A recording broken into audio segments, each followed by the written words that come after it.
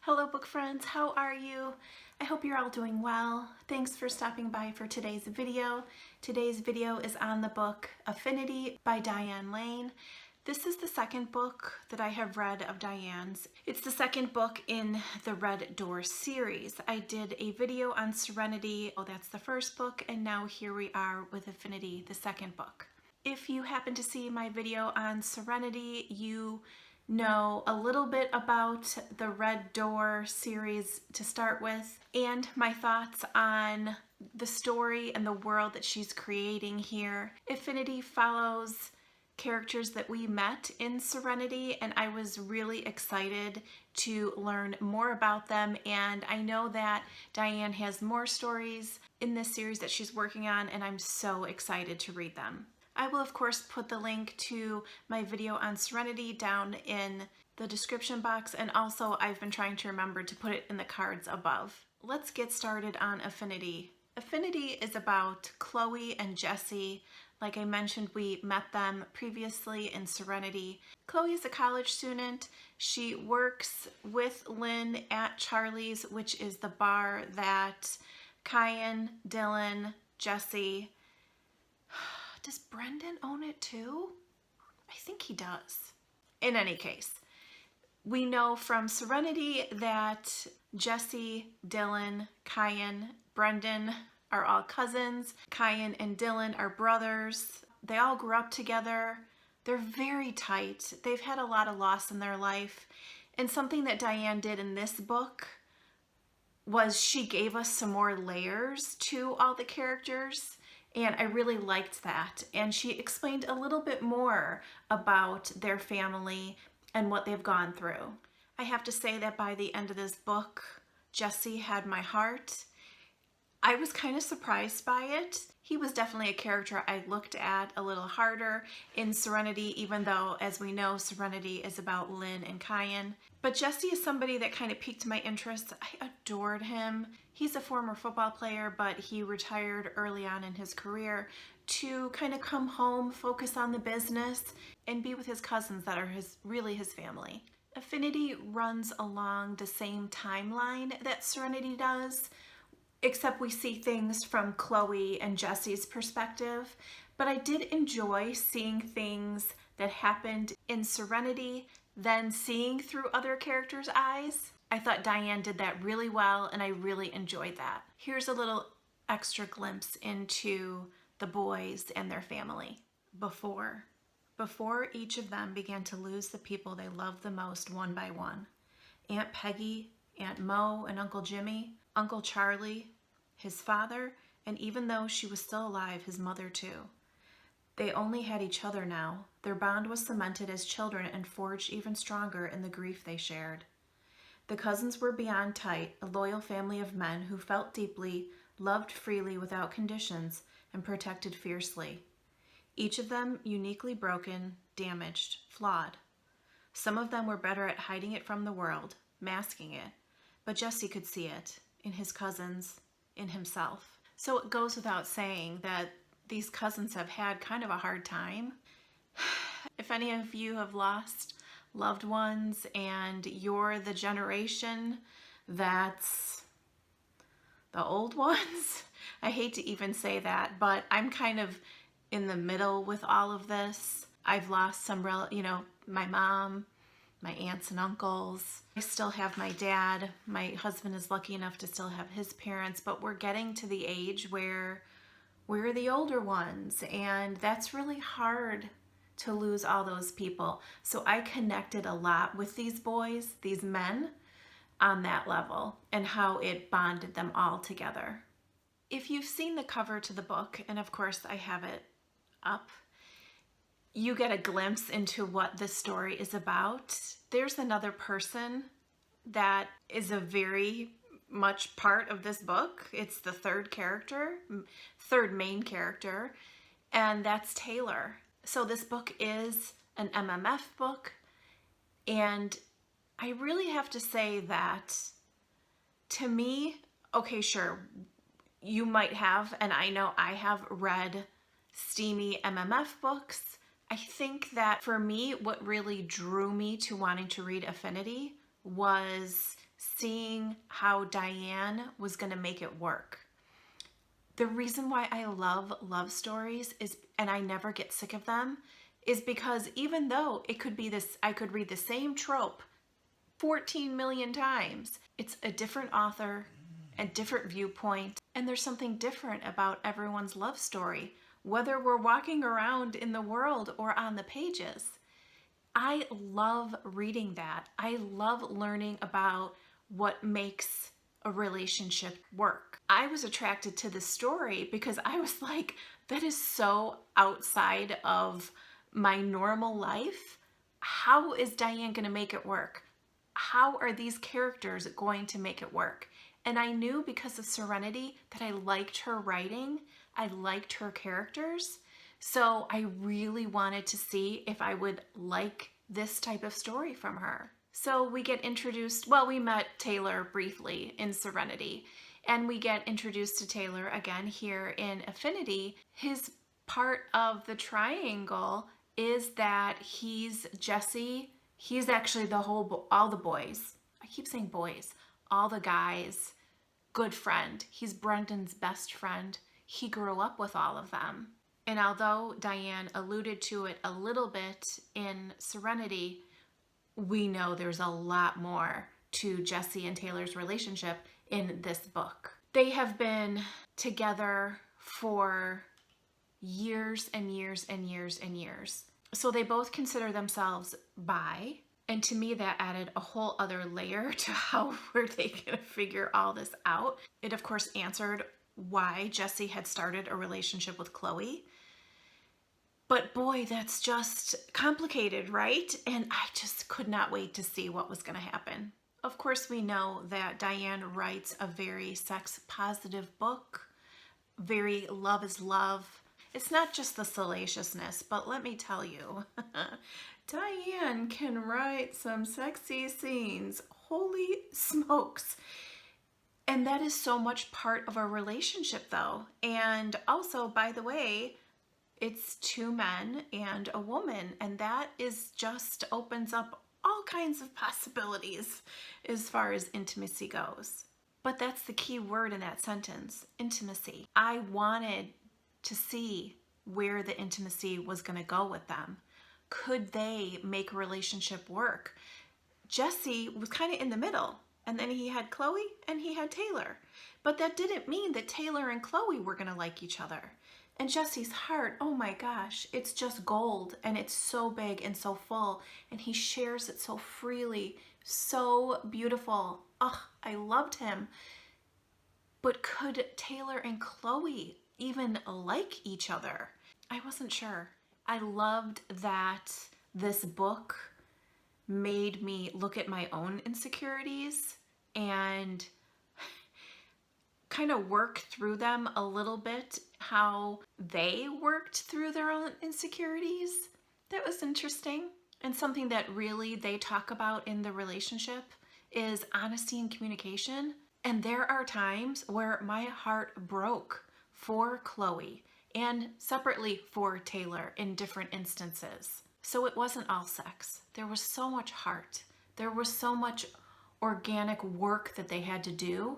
And I loved how Dyan wrote all that. So Jesse has to try to figure out how to get Chloe and Taylor even to be on board. He wants them both. He wants a life with them both. He wants them all to be together.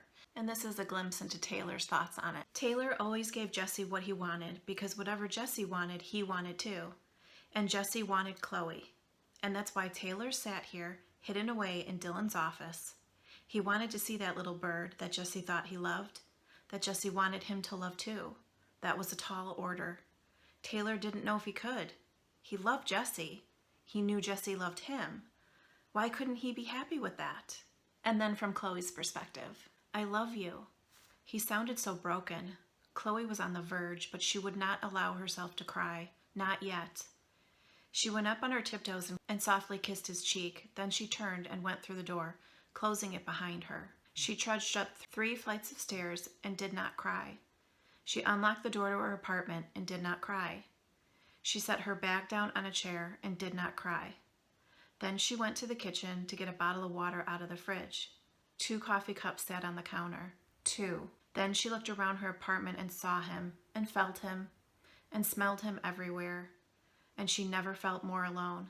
Chloe backed into the wall, and as she slid to the floor, she wailed. She sobbed and sniveled and rocked on the kitchen floor, hugging her knees. One word repeated over and over in her head. Why? It's not easy for either one of them to come to terms with him wanting another, but they love him. And then shortly after this scene, Brendan, I have high hopes for Brendan. Brendan shows up at her apartment. Brendan he's definitely the big brother type guy in all of their lives, and he knows what went down, and he wants to talk to her. Her lips parted to speak, but no words came out. Why did she suddenly feel like the bad guy? Brendan was halfway across the room on his way to the door when he abruptly stopped and turned around. And one more thing, Jesse has lost so effing much because of who he is, who he loves. Keep an open mind and an open heart when you two do talk. I'd hate to have to see him suffer again if you turn out to be just another thing he loses. Brendan sees kind of what's going on there, and he also really likes Chloe, and Taylor is his best friend. He loves Chloe as a friend. He's considered, they've built this little family. He kind of has a come to Jesus talk with her, and everything that Chloe says is exactly how I would picture myself feeling, and everything that Brendan says is exactly how I would hope a friend or family member of mine would come to my defense. I was really sad for Chloe because she's questioning, why isn't she enough? It's apparent that Taylor doesn't necessarily have the same insecurities that Chloe has, but it takes Chloe having a conversation with Brendan to kind of open her eyes a little bit. She doesn't care that he's bi. She cares that he loves somebody else, and she has trouble wrapping her head around that. Something that Kyan says to Jesse, and I just grabbed onto it so hard,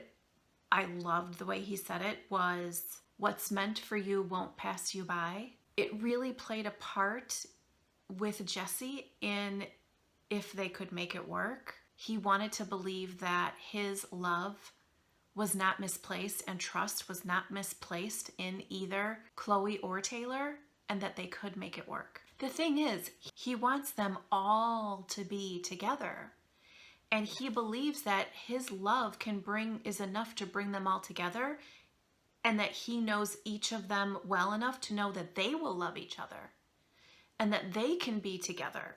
Chloe does some Google searching of her own to try to kind of figure out how all that works and how she can kind of prepare herself and learn more about polyamory. I did understand where Jesse's heart laid, in that he wanted them all to be together and live a life together. And this is something he said that I just absolutely adored. And he's talking to Chloe. You say you can't picture where you fit. Well, let me paint it for you. I see you and me and Taylor happily loving each other, no different than any other couple would, except there's even more joy, more to love and share. I see us cooking dinner together, doing laundry together, planting a garden, getting a dog, creating a life, a family, making babies. A startled sigh escaped her at that. Jesse ran his fingers through her messy hair, and that sexy smirk of his appeared. Oh yeah, Royson, I see that too. Waking up every morning with your soft body naked between us. We're gonna need a bigger bed. There's an analogy that cracked me up that plays through the rest of the book, and Jesse kind of explains how he could love them both and how they can love each other and they can be different, but that his love for Taylor expands his love for Chloe and vice versa. But he makes the analogy with cake, and he says that he's a carrot cake and Taylor is a mocha caramel cake, and Chloe is a coconut cake with cherries on top. It was funny. It was funny. There were definitely humorous moments like that throughout the book. Let me tell you, I will never eat a piece of cake when there's other cake varieties available to me and look at it the same ever again. It's not all rainbows and butterflies. They decide that they're gonna have like their first official date and they're gonna cook her dinner at Jesse's place.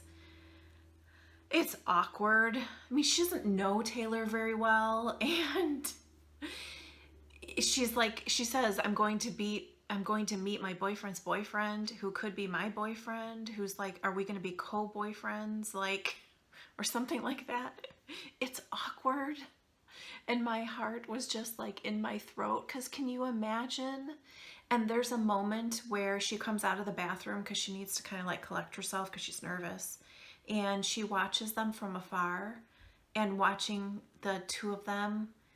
And she's like, you can tell they're familiar with each other. The cute touches, the affection that she witnesses between them, the smiles. And then she notices that Taylor is wearing black sweatpants and a black shirt. And she realizes that she's wearing a black sundress, and she's like, oh great, and now we're twinsies. Like, you know what I mean? Ugh, I really felt for her. We do get a happily ever after in this book, and I hope we continue to get to see them in future books. I'm sure the way that these two, Serenity and Affinity, have been written, that Dyan will show us glimpses into Chloe, Jesse, and Taylor. I will definitely be reading whatever books Dyan's got coming in this series, for sure. There was another saying that Dyan included in this book, and I want to leave you with it because it really touched my heart as far as this story went. And it's from the Bible, and it says, though one may be overpowered, two can defend themselves. A cord of 3 strands is not quickly broken. I just really loved that. Thank you for taking a moment to click on the thumbs up button below and consider subscribing. When you do that, it not only helps my channel, but it will also help this video get shown to more people here on YouTube. I welcome you to come over to my social media and say hello to me over there. It's Kat Reads Romance on Facebook and Instagram. Thanks for hanging out with me today, guys. I'll see you soon. Bye.